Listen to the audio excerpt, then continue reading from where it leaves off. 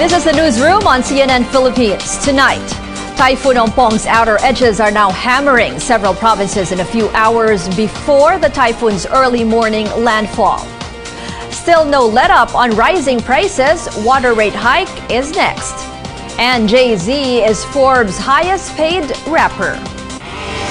Hello and welcome. I'm Ruth Cabal. Thanks for joining us.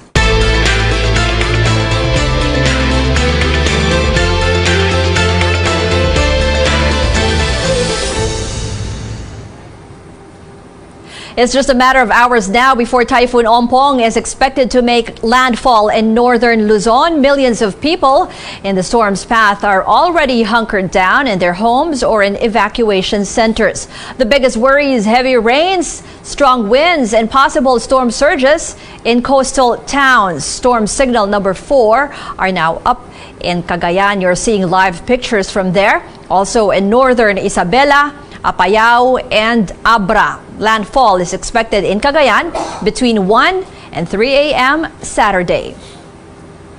Ompong's outer band is now hammering the Cagayan province as the typhoon is expected to hit land in a few hours. In Tuguegarao City, life is at a standstill as residents hunker down to safety.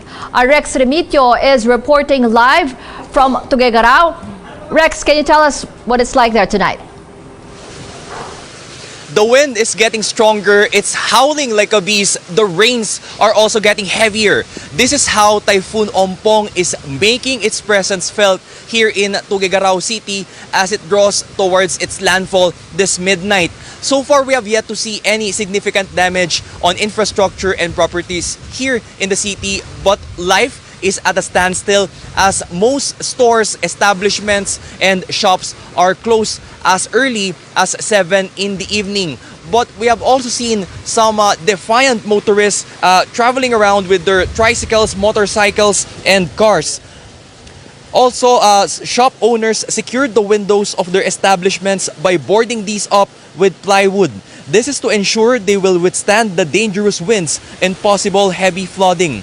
Now, mobile signal is also getting weaker, but power is still up in the entire city as of the moment.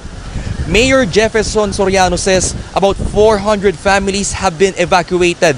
Most of them are coming from low-lying areas and living beside the Cagayan River. They say they have learned their lesson from Typhoon Lawin and they're now aiming for zero casualty. Ruth. Yes, Rex, can you just tell us now more on the supplies, the possible supplies for the evacuees and other preparations that they're doing right now? According to Mayor Soriano, all of the relief goods have been prepositioned at the People's Gym, and this is enough to cover at least for a few days aftermath the typhoon. But he is also advising residents to stack up their food that will last for many days after the typhoon hit Luzon. Ruth. Rex, because in some areas they have expressed worries over the possible supply of rice or other relief goods. Did they say anything about that? Well, according to Mayor Soriano, all of the relief goods, especially rice and essential goods like canned goods, diapers, milk, are enough for the residents who have evacuated in 5 schools here in Tuguegarao City. But of course, they will also ask for help, according to him, if the supply runs low. Ruth. Rex Remitio there reporting from Cagayan. In Ilocos Norte, local officials gave warnings to residents who refused to evacuate before Typhoon Ompong makes a landfall. Our senior correspondent David Santos joins us from Lawag City. David, Ilocos is under signal number 3 right now. Can you tell us the situation where you're at? Well, Ruth, Ilocos Norte for the past several hours has been experiencing heavy rains and strong winds, just like we're experiencing now. But these have been on and off. Now, heavy downpour would last for several minutes. Here's a clip I captured on my phone this afternoon. Sir, sa ngayon, sir, wala kaming tubig ngayon. Nga inumin, sir. Yun lang po. At saka yung mga gamit namin sa pagkain, sir, nakulang, sir. And that was supposed to be a video clip of the heavy downpour that we witnessed early on this afternoon. But anyway, one moment that heavy rains and forceful winds, then the next minute everything is calm and peaceful again, just like what we're experiencing now. Now this has been going on since past noon today, an indication that Ompong's far-reaching outer bands are hitting a huge part of Luzon, reaching even here in Ilocos region as we speak. Now, most of the women, the elderly, the children, those with physical disabilities, they are now staying in temporary shelters. While food and water are rationed, some of the residents we spoke to are saying they can only wish things would get better. Nandito kami sa tabing dagat, sir. Meron din sinyalis pag lumaki yung alon. Kasi kumpanterit kami dito yung hangin na amihan. Kaya kami nandito pa.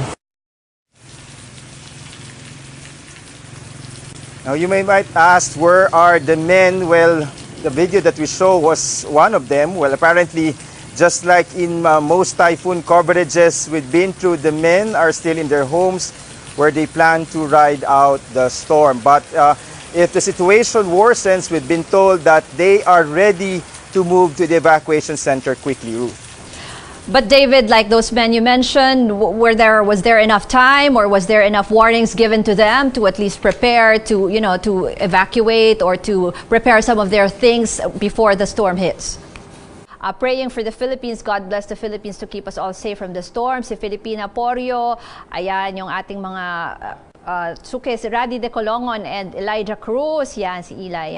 LG Abadinas, good evening and stay safe everyone, sabi nila. Also from si Romel Bakino, keep safe Luzon. Ayan, tas marami silang mga prayers. Watching from Norway, si Ding Marino. Jap Vivas also is watching us. Eve Natividad. Meron tayong updates from Clark kasi alam naman natin minsan sa Pampanga, madalas din yung maraming areas dyan ang binabaha. So we'll get an update dun sa situation in Pampanga. Also, the latest from Pag-asa, Tricia Tirada is there just a few minutes ago, mga past 8 o'clock. There was a briefing from Pag-asa. So, alamin natin yung latest from there, yung location ng bagyo. And again, they said that the landfall is expected between 1 to 3 a.m. tomorrow, possibly in Cagayan province. So, yan. And then we'll find out more areas that are under storm signal number 4.